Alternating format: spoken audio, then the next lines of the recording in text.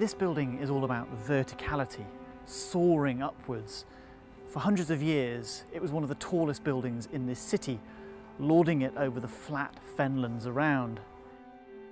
Get close, and it's almost physically impossible not to look up, aptly enough, since it was built as a house of God.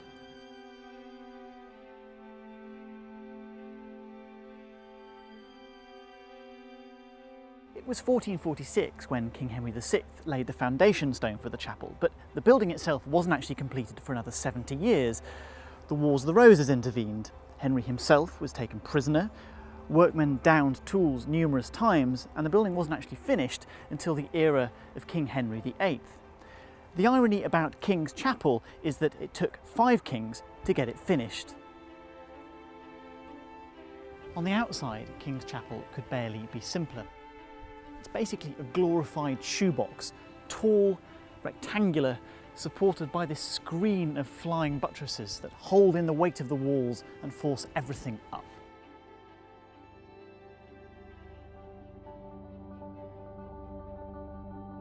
It's bulky and solid on the outside in order to seem weightless and transparent inside. This building plays tricks with space and with light. Get inside and you forget all about questions of structure and engineering and enter instead the realms of the supernal. This building is a gravity-defying hall of light. You can see the English perpendicular style with brilliant clarity in these stained glass windows, these enormous sheets of glass that hang from the walls as if by magic. 26 of them in all, running the length of the building, animating stories from the Old and New Testament. The story passes, as does the light, from east to west, from Christ's crucifixion to the day of judgment.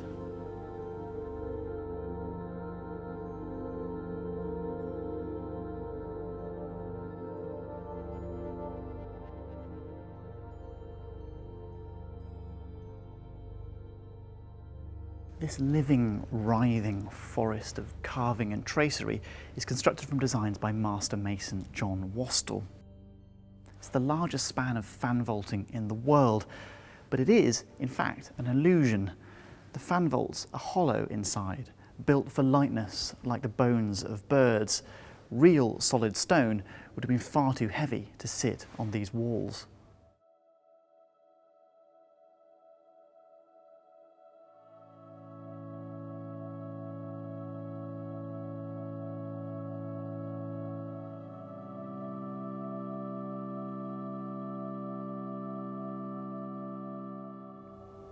One of the things I love about King's is, despite looking so perfect from a distance, when you get close up, you find that it's pockmarked with graffiti. 1661 EW. This piece of highly illegal carving has been here for nearly 400 years. One thing that should definitely not be in King's Chapel is this, an enormous painting by Rubens, Adoration with the Magi worshipping the Christ child. When it was given to the college in the 1960s, there was an enormous controversy. A lot of people still think it's an aberration. As you walk around this building, you see on the walls, studded absolutely everywhere, Tudor roses and Beaufort portcullises, the rose being the symbol of the Tudor family, the portcullis being the symbol of the Beauforts, Henry VII's mother's family. By the time this building was completed in the 16th century, it had become a piece of Tudor propaganda. It says the Tudors are here to stay.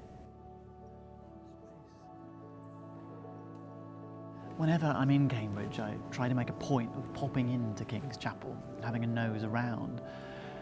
There's something about this place, the way the light moves, the acoustic, the echo, the way it absorbs sound, makes you feel and think and experience space differently. It's different every time.